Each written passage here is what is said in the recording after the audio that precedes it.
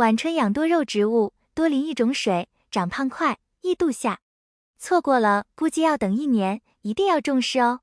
家里的多肉迟迟不变胖，是为什么呢？明明该做的都已经做了，无论是光照、浇水还是通风都做到位了，为什么多肉就是不变胖呢？其实是因为你的多肉缺了一种水，只要好好利用这种水，你的多肉会非常容易变胖，而且这种水还不花钱，还绿色健康。那么到底是什么水呢？大家好，这里是花花世界的频道，花花干啥啥不行，养多肉第2名。今天花花就来告诉你，这种水就是雨水，当然除了雨水外，还有一个技巧要一起使用才能达到效果，这个技巧在视频后面也会介绍，如果你不想前功尽弃，那么就一定看到最后吧。秘诀1：多淋雨水。有露养条件的花友，晚春养多肉植物，可以多淋雨，对促进生长和增强植株抵抗力都是极好的。一方面，雨水中含有重水，对植物生长有益。另外一方面，雨水中含有一些微量元素和氮元素，这些都是天然的肥料，能使多肉植物快速长大长胖。第3个好处是，淋雨时空气湿度大，多肉植物长得就会格外快。也许有花友会说，多肉淋雨不怕烂根吗？春天温度不是很高，早晚温差大，加上风大，只要不长时间让多肉淋雨，一般是不会引起烂根的。尤其北方地区，空气湿度低，会抑制多肉生长，下雨时淋一淋，肉不但看上去更加鲜艳，而且长速会明显变快，叶子变得圆鼓鼓。没有露养条件的多肉怎么办呢？很多花友是在室内养多肉植物，没有露养条件，下雨的时候没法淋，怎么办？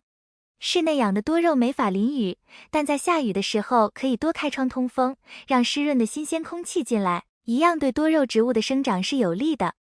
肉长时间处于密闭、干燥的环境中，长速难以好起来。但是多肉也并非都能淋雨，以下几种情况的多肉就不适合淋雨。1、阴雨天气比较长的地区。并不是所有地区的多肉都可以在晚春淋雨，比如南方一些地方，阴雨不断，10几天都可能不放晴，即便是露养的多肉，也最好移到遮雨的地方养。除了不要淋雨，在阴雨天也不要浇水，等天气放晴以后再浇，否则即便在生长旺季，一样可能会烂根、叶子黑腐等。2、没有浮盆的多肉不要淋雨。要是你的多肉植物是刚买没多久的，或者换盆以后还没有浮盆开始生长的，最好不要让它淋雨。这类多肉的抵抗力比较差，根系没有恢复生长，淋雨容易引起原有根系腐烂，会延长浮盆时间，或者导致根系腐烂。下雨时，最好将这类多肉养在能遮挡雨水的地方，等浮盆生长了再淋雨。3、根系生长不良的多肉不要淋雨。要是你的多肉植物叶子不够饱满，盆土浇湿的时候也发软，没有弹性，就可能是根系腐烂了。这种情况的多肉最好不要淋雨，淋雨会加速根部腐烂，导致叶子状态变得更差。这种多肉想要安全度夏，最好赶紧脱盆休根，重新用健康的土壤上盆。那么淋完雨到底是用什么技巧，让雨水的效果锦上添花呢？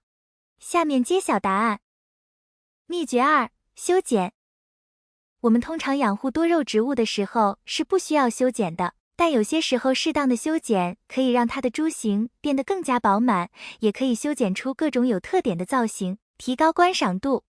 多肉修剪并非仅仅是修掉枯叶烂叶，其中可有大文章。学会这些修剪方法，你离专业修剪师也就不远了。1、摘心促进侧枝萌发。养花花草草的时候，修剪常会用到摘心，其实多肉植物也有摘心这一说法，作用也是差不多的，都是通过摘心让侧枝萌发，这样能让多肉的株形变得更饱满，还能起到矮化作用。2、剪掉土长枝。多肉一旦缺少光照，就会容易徒长，这样不仅消耗了多余的养分，还很影响美观。所以对于这些徒长的枝条，通通都要剪掉，剪下来的枝条还可以用来扦插，说不定能收获好多小植株。3、控制高度砍头。有时候多肉养得太好，它会生长得很快，植株高度有点不符合矮萌的设定，我们可以给长得太高的多肉砍一下头，砍头下来的植株也可以用来扦插，而且砍头过后，多肉有可能萌发出侧枝。4. 及时剪掉花剑。多肉都会开花，有些多肉开花过后就会死亡。如果你不想损失多肉的话，就得在它开花前把它抽出来的花剑给剪掉，这样肉就不会死亡了。若是想看开花的，可以不用剪去。5. 疏剪过密的枝条。有些多肉分支比较多，例如小球玫瑰等，有时候它们的分支过多，严重影响植株内部通风。这时我们需要把那些交叉重叠的枝条都剪去，长势不好的弱枝、病枝也要剪去，这样不仅疏通内部空间，还能避免养分的流失。6. 换盆修根。修根算是肉友们最常做的修剪工作了，在每年春季换盆或上盆的时候，把多肉的老根、病根、坏根都修剪下来，留下比较健康、生长良好的根系，这样能促进多肉的生长。春雨不仅能让多肉变胖，小朋友说春雨也能让它长高。一起来看看。妈妈，我想要去小区里玩一会儿。外面在下雨，你出去玩什么？我想让雨浇我，看我能不能长高，因为小花小草浇了雨都长高了。妈妈小时候试过了，浇了雨水不会长高的。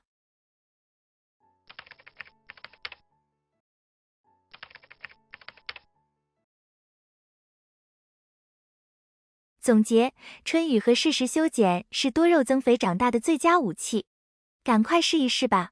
以上是花花的观点，不同意见请留言交流。如果喜欢花花的内容，请点赞、关注并多多转发。感谢观看，感谢粉丝的喜欢和支持，我们下期见。